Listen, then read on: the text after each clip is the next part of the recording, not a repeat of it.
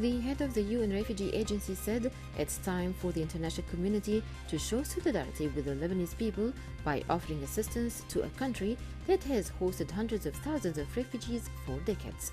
UN High Commissioner for Refugees Filippo Grandi also said the UNHCR is making its capacity and expertise as a humanitarian agency available to the Lebanese people and is ready to assist the country as part of a broader international response. Lebanon has been going through multiple crises, including widespread corruption, political divisions, and economic difficulties, and Grandi said the international community should find long-term interventions to assist. Israeli Prime Minister Benjamin Netanyahu threatened to assassinate top Hamas and Jihad officials in the Gaza Strip if the escalations continued, warning that every incendiary balloon is considered a missile. Speaking before the Negev lobby, Netanyahu announced that he informed the heads of local councils in the area adjacent to the Strip of his absolute commitment to security. He asserted that Israel is ready to use all means, including targeted countermeasures, if things develop, adding that Hamas has an interest in allowing normal life on its side and Israel will not allow the absence of normal life on its side. The United Nations has warned that most UN major humanitarian programs in Yemen would shut down, including at least 70% of schools and 50% of water and sanitation services, if funding is not urgently received in the next weeks. Already 12 of the UN's 38 major programs are shut or drastically reduced. Between August and September, 20 programs face further reductions or closure, the UN said in a statement on Wednesday. The warning comes as violations committed by Houthi militias against Yemenis, including the delivery of humanitarian aid, are on the rise. Germany issued a warning against travel to parts of Croatia as Europe's largest economy battles to contain a rising number of coronavirus cases during the summer season. The German Foreign Ministry advised against travel to two regions which are popular with tourists after the Public Health Agency declared them coronavirus risk regions, making tests for returnees mandatory. The number of new cases in Germany has been rising steadily since early July and has accelerated in recent weeks.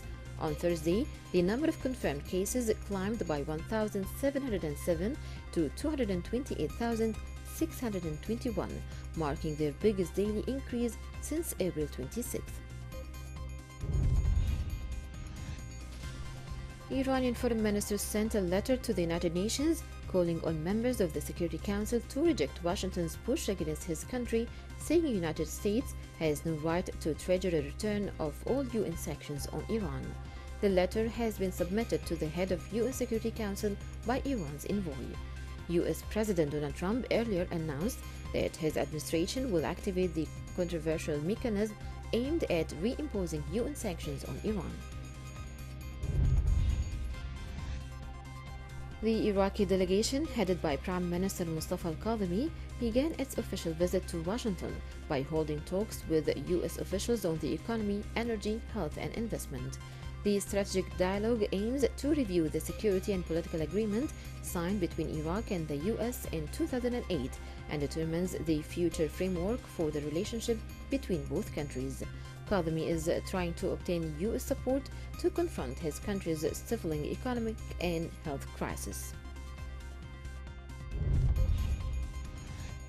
China faced demands to explain why a state-backed firm claimed it had vaccinated dozens of staff against the coronavirus before sending them back to work at a mine in Papua New Guinea. The China Metallurgical Group Corporation, which controls a major nickel mine in the country, warned local authorities that 48 staff who returned from China this month may test positive for the virus because they had received a vaccine.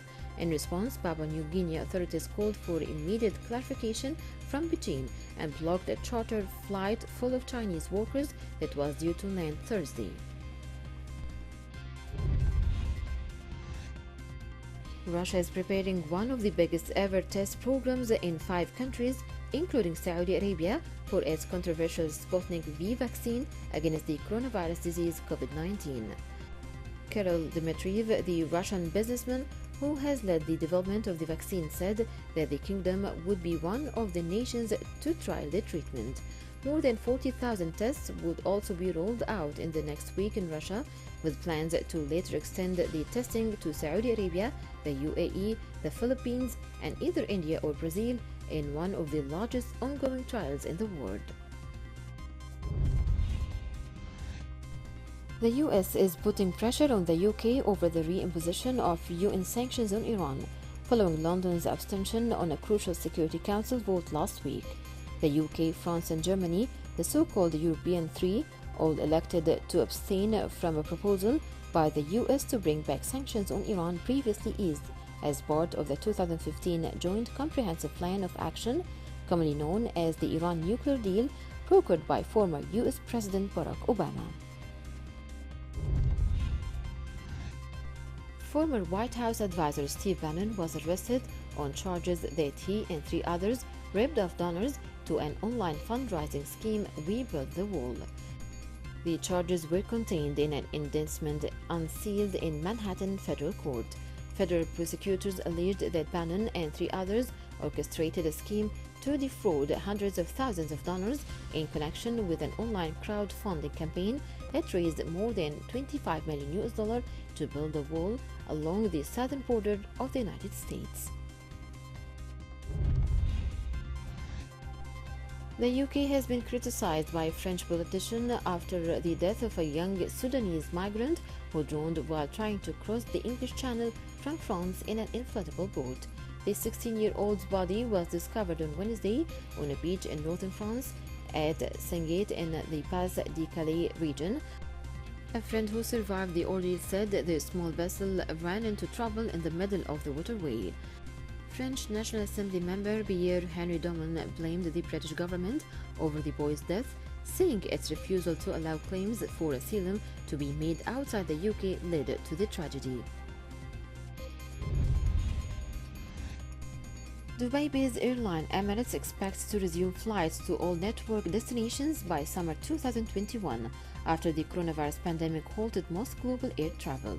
The Middle East's largest carrier, which has a fleet of 270 wide-bodied aircraft, halted operations in late March. Shortly afterwards, it resumed limited passenger flights focused on repatriations and has since been gradually expanding its network after Dubai eased travel restrictions to revive its tourism industry.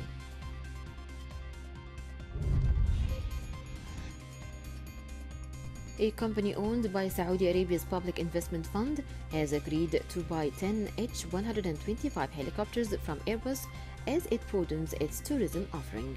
It's part of a plan by the Riyadh-based commercial operator, the helicopter company, to boost its fleet and roll out new services across the kingdom related to scenic tourism and aerial work such as filming, banner towing, and surveying.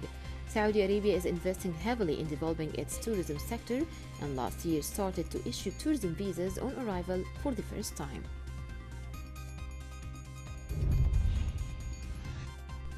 Germany and France offered to provide medical care on their soil for Russian opposition leader Alexander Navalny, who is gravely ill after aides said he was poisoned. French President Emmanuel Macron and German Chancellor Angela Merkel said they were deeply concerned at what was happening to Navalny, one of the fiercest critics of Russian President Vladimir Putin. Macron, who hosted Merkel for talks at his summer residence in a medieval island fortress in the Mediterranean, said he had discussed Navalny's illness at length with the German leader.